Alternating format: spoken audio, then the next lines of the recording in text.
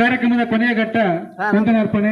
ಈ ವಂದನಾರ್ಪಣೆ ಕಾರ್ಯಕ್ರಮವನ್ನು ನಮ್ಮ ಶಾಲೆಯ ಕಂಪ್ಯೂಟರ್ ಶಿಕ್ಷಕರಾಗಿರ್ತಕ್ಕಂಥ ಶ್ರೀ ಸುರೇಶ್ ಸಾಲಿಗುನ್ ಸರ್ ಅವರು ನೆರವೇರಿಸಬೇಕಾಗಿ ತಮ್ಮಲ್ಲಿ ವಿನಂತಿಸಿಕೊಳ್ತೀವಿ. ಧನ್ಯವಾದಗಳು ಸರ್. ನನ್ನ ದೇಶ ನನ್ನ ಹೆಮ್ಮೆ. ಭಾರತಾಂಬೆಯ ಪಾದ ಕಮಲಗಳಿಗೆ ವಂದಿಸುತ್ತಾ ವೇದಿಕೆ ಮೇಲೆ ಆಸೀನರಾದ ಗಣ್ಯರಿಗೆ, ವೇದಿಕೆ ಮುಂಭಾಗ ಆಸೀನರಾದ ಮಕ್ಕಳಿಗೆ ಹಾಗೂ ಇಲ್ಲಿ ನೆರೆದಂಥ ಎಲ್ಲ ಸಭಿಕರಿಗೆ ಶುಭೋದಯಗಳು. ಸ್ವಾತಂತ್ರ್ಯ ದಿನಾಚರಣೆ ಶುಭಾಶಯಗಳು.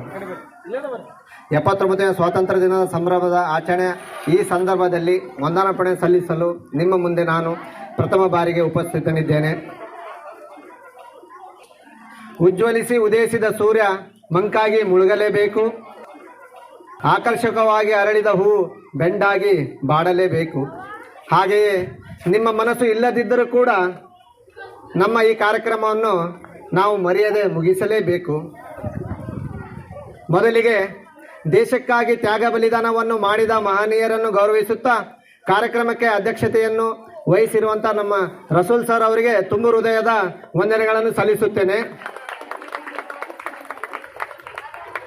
ಮನೆಗೆ ಅತಿಥಿಯಾಗಿ ದೇಶ ಸೇವೆಯನ್ನು ಸಲ್ಲಿಸುತ್ತಿರುವ ವೀರ ಯೋಧರನ್ನು ನೆನೆಯುತ್ತಾ ಇಂದಿನ ಈ ಕಾರ್ಯಕ್ರಮಕ್ಕೆ ಮುಖ್ಯ ಅತಿಥಿಯಾಗಿ ಆಸ್ಥಾನವನ್ನು ಸ್ವೀಕರಿಸಿದಂಥ ಅಶೋಕ್ ಸರ್ ಅವರಿಗೆ ನನ್ನ ಪರವಾಗಿ ತಮ್ಮೆಲ್ಲರ ಪರವಾಗಿ ನಾನು ವಂದನೆಗಳನ್ನು ಸಲ್ಲಿಸುತ್ತೇನೆ. ಹಾಗೆಯೇ ವೇದಿಕೆ ಮೇಲೆ ಉಪಸ್ಥಿತರಿರುವ ಎಲ್ಲ ಗಣ್ಯರಿಗೂ ನಮ್ಮ ಶಾಲೆಯ ಪರವಾಗಿ ತುಂಬು ಹೃದಯದ ಧನ್ಯವಾದಗಳು.